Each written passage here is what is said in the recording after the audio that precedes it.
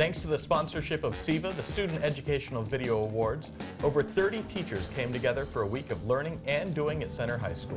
One of the things about this workshop is it's basically teacher as student. So we put them in the place of the kids are going to have in class. We make them go through all of the steps in doing video projects that they're going to have their kids do. It's just the best way, I think, for them to learn this. Most of them that are teaching this haven't done it before, and so they need to do it.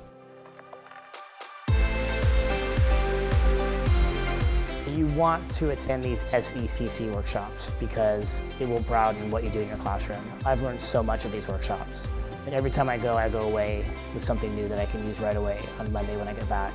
There's so much knowledge out there, and everybody shares. Everyone shares everything they have, and it's very beneficial. This week, we've got about 30 teachers here basically taking their turn at becoming students. And it really is an exhausting week, and we've really put them through video production boot camp. It's a little choppy, but like that we have to fix. It is very unique for us to be in a community that has such a strong network for media teachers.